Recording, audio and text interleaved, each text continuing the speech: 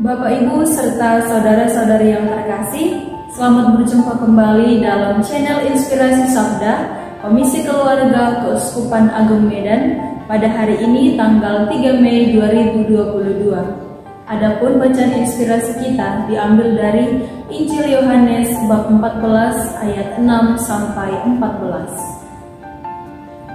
Kata Yesus kepadanya, "Akulah jalan dan kebenaran dan hidup.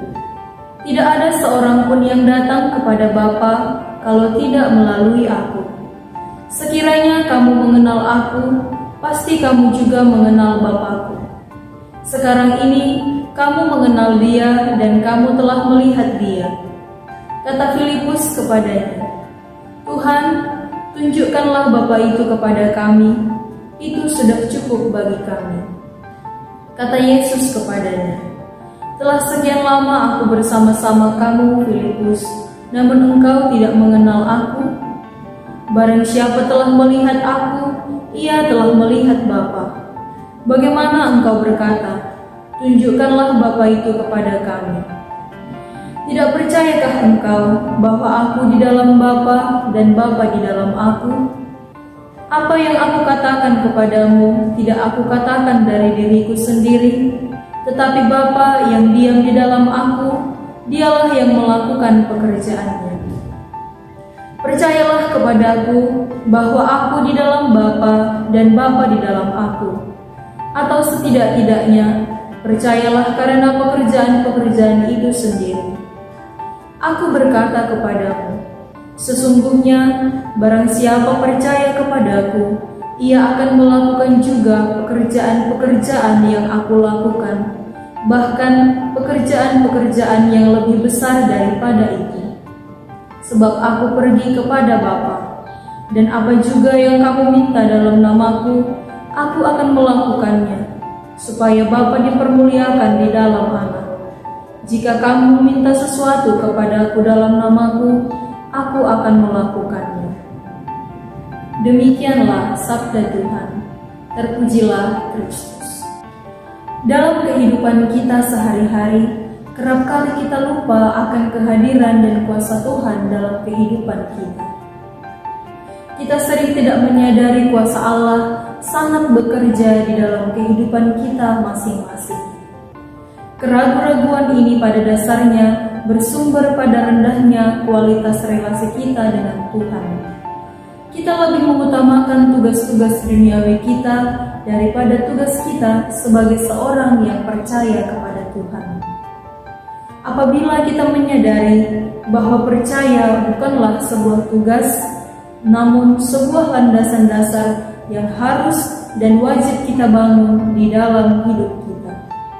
Namun kembali kepada kenyataan yang ada bahwa kita melupakan kewajiban kita sendiri. Bapak, Ibu, serta saudara-saudari yang terkasih, sabda Tuhan hari ini ada dua hal yang ditekankan kepada kita. Yang pertama, bahwa kita tidak hanya sekedar Katolik KTP, yang artinya bahwa iman dan kepercayaan kita terhadap Tuhan harus benar-benar teguh dan kuat. Lalu yang kedua, Tuhan Yesus memberikan jaminan kepada kita bahwa Ia merupakan jalan, kebenaran, dan hidup. Hal ini merupakan sebuah jaminan yang nyata dan benar di dalam hidup kita, sebab Tuhan Yesus merupakan Putra Bapa sendiri yang turun dari surga untuk membawa orang-orang kepada pertobatan. Kedua hal ini pada dasarnya saling berkaitan satu sama lain. Kalau kita merenungkan sabda Tuhan lebih dalam, kita akan menemukan jawaban bahwa buah dari kepercayaan yang teguh kepada Tuhan, kita akan memperoleh jalan kebenaran dan hidup. Ini merupakan jaminan yang sangat berharga bagi kita, terkhusus bagi orang-orang yang percaya kepada Tuhan. Dalam bacaan pertama, para rasul sangat menekankan kualitas iman para jemaat perdana kepada Tuhan, dan hendaknya juga direalisasikan secara nyata di dalam kehidupannya.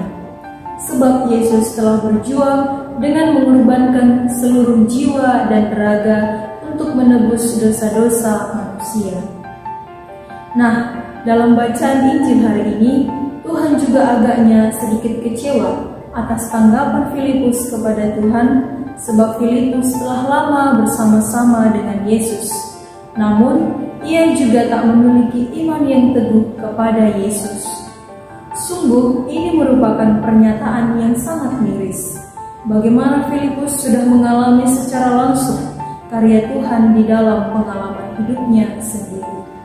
Bapak Ibu, saudara-saudari yang terkasih, jelaslah sabda hari ini mengingatkan kita sebagai orang yang percaya kepada Tuhan haruslah mencerminkan apa yang kita percayai dalam kehidupan kita.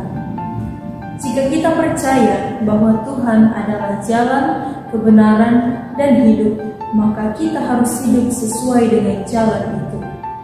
Kita haruslah hidup damai, rukun, bersama sebagai saudara dan saudari, dan bersuka setiap hari. Sebab Tuhan adalah jalan kebenaran yang menuju kebahagiaan.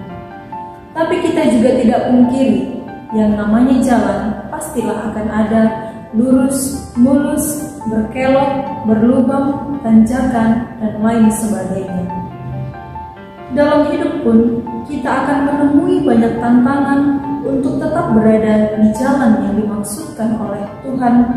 Namun, ketika kita yakin dan percaya dan berjalan bersama Tuhan dalam doa dan rasa syukur, kita akan sampai pada tujuan akhir, yakni kebahagiaan. Sikap saling percaya sebagai keluarga, baik suami terhadap istri ataupun anak-anaknya, bahkan sebaliknya, akan menimbulkan kebahagiaan dan kerukunan. Sikap saling menghargai sebagai anggota keluarga akan menimbulkan cinta kasih dalam persaudaraan. Yang semuanya ini, jika direalisasikan dalam keluarga kita, akan sampai dan menjadi orang yang bersuka cita. Lain hal jika dalam keluarga kita memilih jalan lain, jalan yang tidak dikehendaki Allah, yang bahagianya hanya sementara, sebab tak ada kebenaran dan kehidupan. Seperti contohnya, orang tua hanya bekerja dan bekerja sepanjang hari tanpa memberikan waktu dan perhatian kepada anak-anaknya. Barangkali dalam kebutuhan material terpenuhi, tetapi afeksinya sama sekali tidak tersentuh. Dan itu bisa menimbulkan sikap yang tidak menghargai keberadaan satu dengan yang lain sebagai anggota keluarga. Menimbulkan sikap acuh tak acuh antar anggota keluarga, sehingga mengakibatkan kepercayaan yang satu dengan yang lain akan hilang. Pastilah tidak ada kasih persaudaraan dalam keadaan ini. Dan semuanya ini tidak akan sampai ke tujuan akhir, yakni kebahagiaan sejati.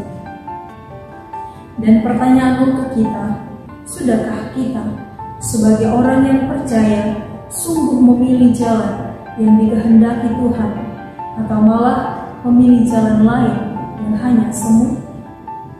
Semoga kita sebagai keluarga Katolik tetap berada pada jalan yang dikehendaki Bapa. Amin.